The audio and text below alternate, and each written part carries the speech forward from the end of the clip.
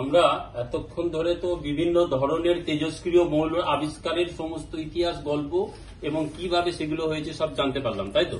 তাহলে আমাদের একদম প্রথম থেকে রেডিয়াম এবং পোলোনিয়াম এই দুটো মাদাম কুরি আবিষ্কার করলেন, তার জন্য তিনি নোবেল পেলেন 1905 এবং 1911-তে।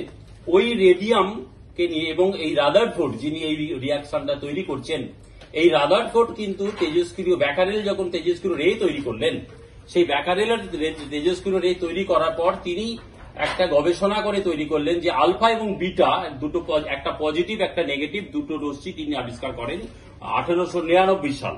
1899 সালে 1900 সালে জিলাট আবিষ্কার করলেন গামা। তাহলে এই আলফা বিটা গামা যখন সব তৈরি হয়ে গেল, তারপরে যখন এই রাদারফোর্ডের এই এক্সপেরিমেন্টটা আমাদের কাছে অত্যন্ত উল্লেখযোগ্য। কিভাবে করলেন এক্সপেরিমেন্টটা, সেটা হচ্ছে 1919 সালে। কত সাল?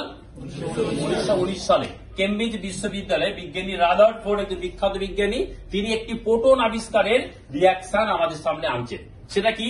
সেটা তিনি এই মাদাম কুরি আবিষ্কৃত যে রেডিয়াম, সেই রেডিয়ামটা তিনি এখানে নিলেন। রেডিয়াম কি করে? প্রচুর পরিমাণে আলফা বিটা গামা বার করে। মানে আলফা কোন কোন কোন ধরনের তড়িৎগ্রস্ত?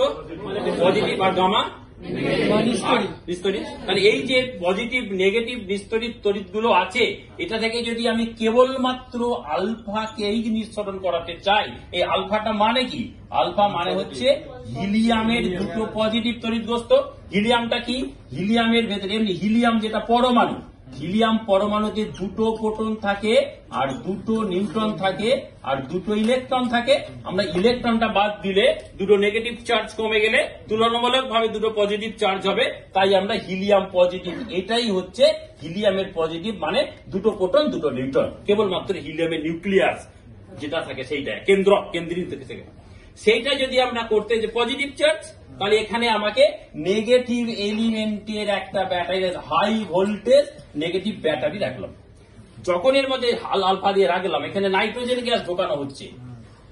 এখান দিয়ে যখন নাইট্রোজেন গ্যাস ঢোকানো হচ্ছে, আলফা ওই নাইট্রোজেন গ্যাসের ভেতর দিয়ে ভেদ করে চলে যাচ্ছে। অর্থাৎ নাইট্রোজেন গ্যাসের মধ্যেও তো তার তো একটা অ্যাটম আছে, তার তো একটা কেন্দ্রক আছে। ওপরের সেলগুলো বাদ দিয়ে